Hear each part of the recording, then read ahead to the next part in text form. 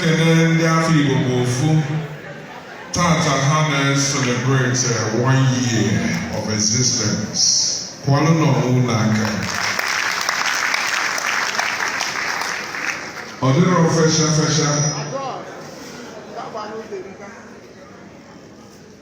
Ọ dịrọ fesha. Agụ. Odogwu. Ọ dị ọgwụ isi. Ogene chọrọ ego nọ. Ọnkụba.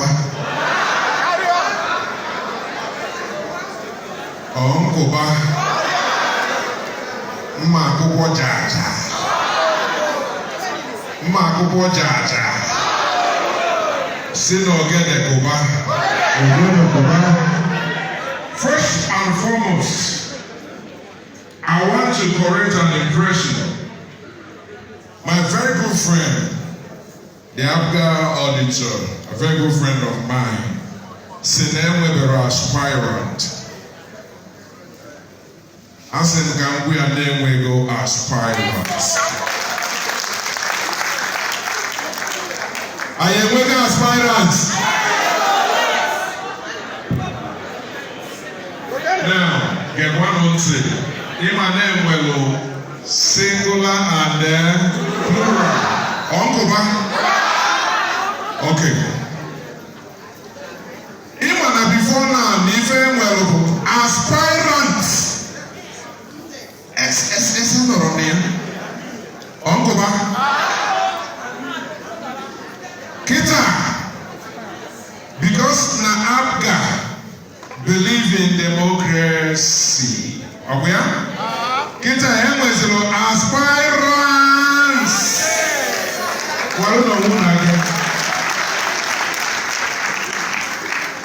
Now, aspirants are well in there finding man that has to leverage working men. And the aspirants become a Pulonoto Kaikidium. Putana Kaikidium. Una Kabe Babu. This is the man jump like a wow, who do they mean?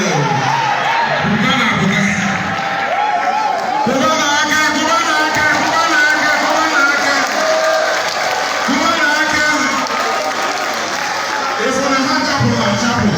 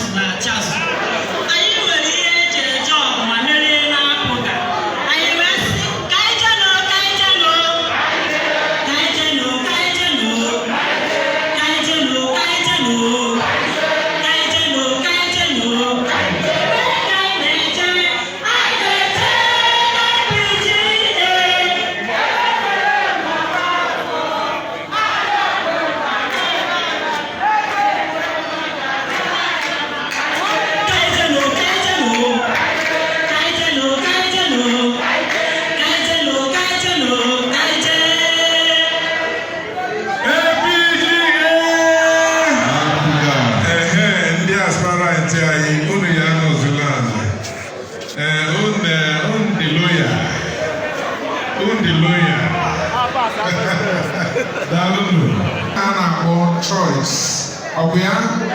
The right to do what? Choose. The right to choose. All aspirants declare their intention. Napuga, Hanine Kalaka, Hanine Chalacha, Hanine de Nkwadobe. I Johera Wene Kene. akpọkue dike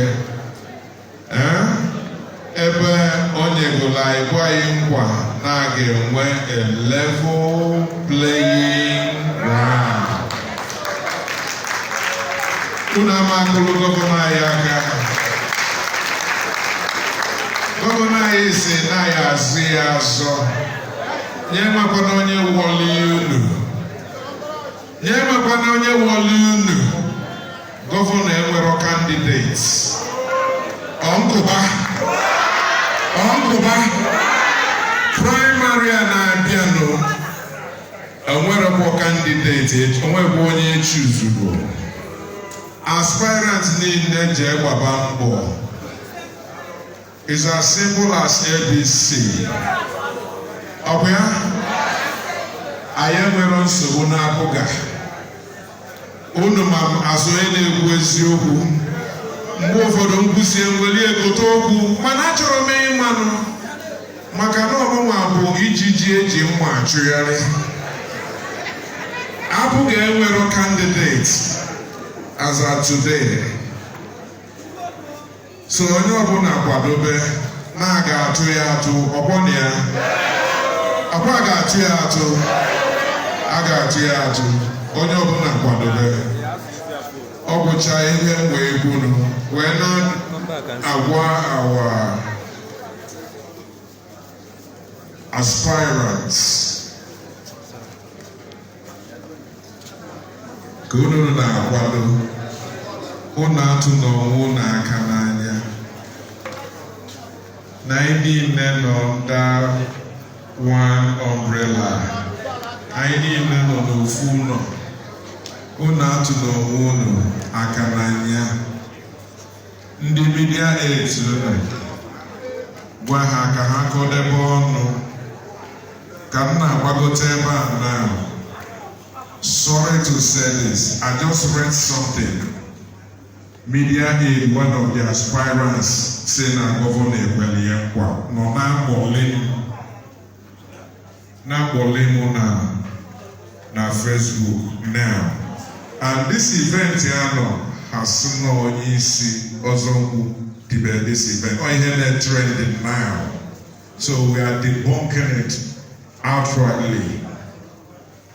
Ehabo otu Afribo ofu Olokwa iji wee mark their first anniversary.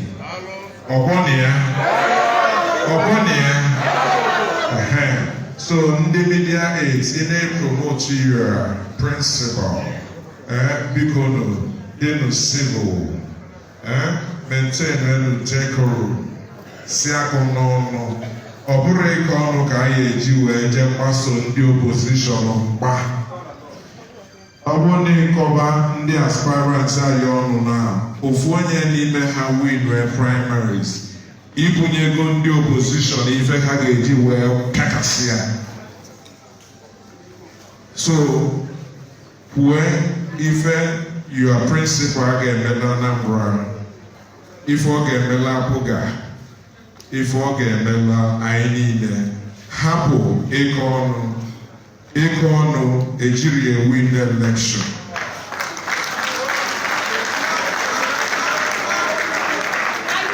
Nigeria win the election. Bikono, ana m ayọ unu ka anyị jide onwe anyị ka anyị nọrọ as one. I would want the aspirants, forum of aspirants, ịkpọ media chat. Unu niile ime ha na-akpọ media pally.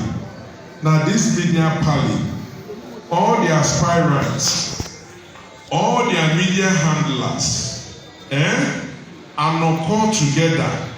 As in we talk to ourselves. I away direction. Oburihana Kolono. Can I say when after primaries? Mako Ogan Gune Ogan I face the opposition. onye chọọ abụga ogwu ayewelu midia gbe ya ọtọ ọkwọnị ya biko nụ ka anyị jikọọ n'onwe anyị ọnụ jisie onwe anyị ike n'afọ your principal you the aspirant as the next governor each and every one of them n'afọ ha as the potential governor asịkwana na onye nke a ọgwana ihe ọchị onye nke a o nwekwanụ connection onye nke a o jikwanụ shishi onye nke a ego one ka o ji wara ya ọjị o nwekwa onye ma na ahụ bụ ụzọ dị mma ga-abụ gọvanọ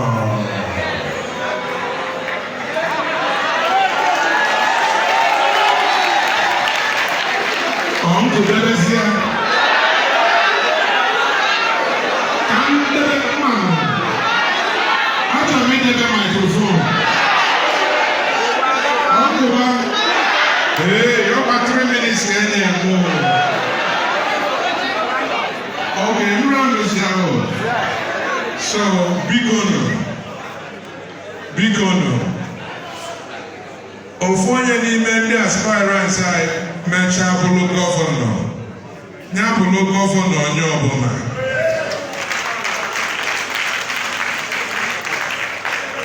let it not be winner takes it all ya bụrụ gọvanọ onye ọbụla ejicha m profile aspirants niile nọ here ịma ana m eme ihe ịntanetị well ejicha m profile onye ọbụla ana ama na ha niile so ga-eme ka anyị niile gbakọọ n'ọnụ nyụkọọ mamịrị ọnụ kwụrụ chi na praịmarị a na-aga atụ ya atụ